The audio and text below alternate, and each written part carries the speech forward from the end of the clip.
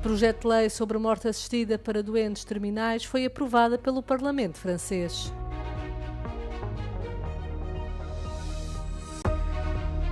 Gibraltar e Espanha põem fim a controlos fronteiriços ao abrigo de um acordo entre a União Europeia e o Reino Unido. Portugal tem a primeira parafarmácia totalmente autónoma da Europa. Câmaras, sensores e inteligência artificial permitem o funcionamento do local. Votant 561, exprimé 532, majorité 267, pour 291, contre 241, l'Assemblée nationale a adopté. Na quarta-feira, os deputados franceses votaram a favor da aprovação de uma lei que concede o direito à morte assistida a alguns adultos com doenças terminais ao abrigo de regras rigorosas. O projeto de lei em questão prevê sobretudo o suicídio assistido por motivos médicos, permitindo que os doentes elegíveis recebam e auto-administrem medicação letal em circunstâncias muito específicas. Apenas os doentes que sejam fisicamente incapazes de o fazer poderão receber assistência de um médico ou enfermeiro. Os doentes que pretendam pôr fim à vida terão de ter pelo menos 18 anos e ser cidadãos franceses ou residentes legais em França. Atualmente, muitos franceses viajam para países vizinhos onde o suicídio assistido ou a eutanásia são legais. A lei aprovada pela Câmara dos Deputados ainda tem de ser analisada pelo órgão de cúpula da Autoridade Constitucional Francesa. A proposta de lei era uma das principais promessas do segundo mandato de 5 anos do presidente francês Emmanuel Macron, que a descreveu como um modelo francês de cuidados no fim de vida. Com esta lei, a França junta-se a outros 11 países que também adotaram legislação sobre a morte assistida, cada um com as suas próprias regras e critérios.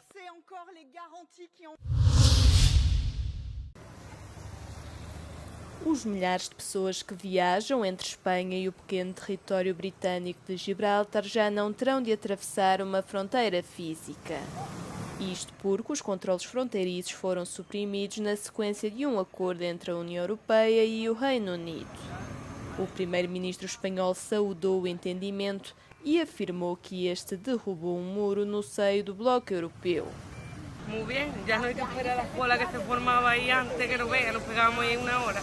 Lo vivimos de una manera muy emocionante porque nosotros los dos hemos luchado mucho por esto, hemos estado en Inglaterra, en todos los marches, en todas las manifestaciones que han hecho para conseguir por lo menos este acuerdo.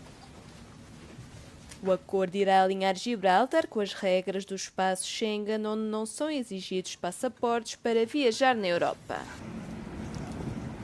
O entendimento foi alcançado após anos de negociações entre Espanha, o Reino Unido e o Bloco Europeu. As Forças Armadas dos Estados Unidos anunciaram na madrugada desta quinta-feira que tinham encerrado sua mais recente onda de ataques aéreos contra o Irão. Os ataques atingiram áreas nos arredores da capital Teherão pela primeira vez nesta última ronda de violência, de acordo com a comunicação social estatal iraniana. Os ataques norte-americanos atingiram a ilha de Kesh e a cidade portuária de Chabahar, a sul, bem como a província de Semna, na norte, onde se situam as instalações de produção de mísseis balísticos e o programa espacial do Irão. As autoridades iranianas afirmam que os ataques mataram mais de 35 pessoas e feriram outras 300. Os Estados Unidos dizem ter disparado um míssil contra a chaminé de um petroleiro com bandeira de Curaçao, depois de este ter ignorado os avisos enquanto se dirigia para o principal terminal de exportação de petróleo do Irão. Em retaliação, Teherão disparou mísseis e drones contra a Jordânia, o Bahrein e o Kuwait antes do amanhecer. Na quarta-feira, as Forças Armadas dos Estados Unidos retomaram os ataques aéreos contra o Irão, numa altura em que Washington diz estar a intensificar a sua campanha destinada a limitar a capacidade de Teherão para ameaçar a navegação comercial no Estreito de Hormuz. O passado mês de junho foi o mais mortífero para os ucranianos desde o início da guerra em 2022. De acordo com os números das Nações Unidas, pelo menos 239 civis ucranianos morreram e 1990 ficaram feridos durante o último mês. As mortes foram contabilizadas pela Missão de Monitorização dos Direitos Humanos da ONU no país. Segundo a organização, o aumento deveu-se em grande parte aos ataques russos de longo alcance, que afetaram principalmente centros urbanos distantes da linha da frente. Nos últimos meses, A Rússia intensificou os bombardeamentos em áreas urbanas densamente povoadas, especialmente a capital, Kiev, tirando partido da escassez de mísseis de defesa aérea da Ucrânia. O número de mortes civis confirmadas no país foi 37% superior nos primeiros 6 meses de 2026, em comparação com o ano passado. As autoridades russas também relataram um aumento das baixas civis no seu território, indicando que 250 civis foram mortos nos primeiros 6 meses do ano, um aumento de 121% em relação ao mesmo período do ano anterior, segundo o relatório. No total, a ONU registrou mais de 16.400 mortes de civis na Ucrânia desde a invasão russa em fevereiro de 2022, incluindo mais de 800 crianças. No entanto, a organização afirma que este número pode estar subestimado, uma vez que não consegue verificar o número de mortos no início da guerra em locais que se encontram agora sob o controlo da Rússia. A União Europeia e a Ucrânia assinaram um acordo para impulsionar a produção conjunta de drones.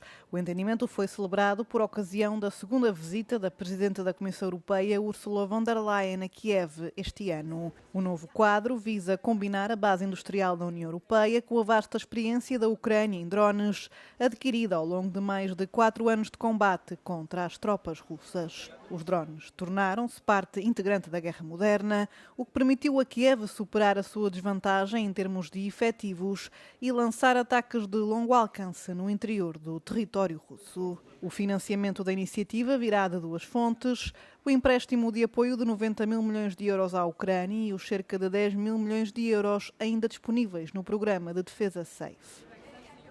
This deal will bring together Ukrainian ingenuity and Europe's industrial scale.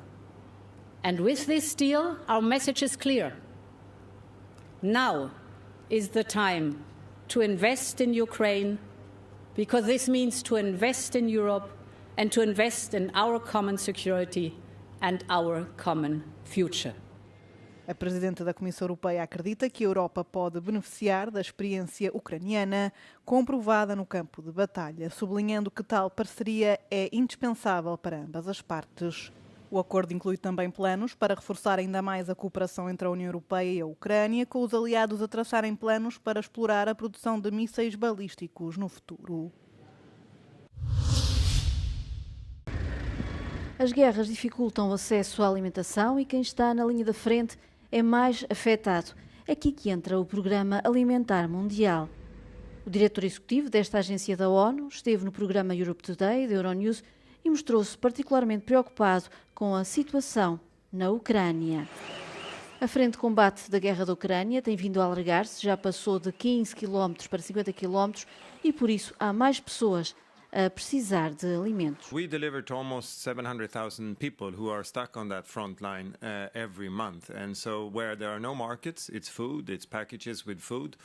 Where there are some functioning markets, it's cash. But we're also supporting the children that are in these bunker schools on the front lines with school meals. It's a way of ensuring that they have at least one nutritious meal a day. E também há a guerra do Irão e o Estreito de Hormuz. Carlos Cao diz que a situação está a afetar as cadeias de abastecimento da agência e a fazer subir os custos. The most immediate humanitarian impact has been, of course, in Lebanon, with hundreds of thousands of displaced people there. But at a second level, it has hit our humanitarian operations across the globe.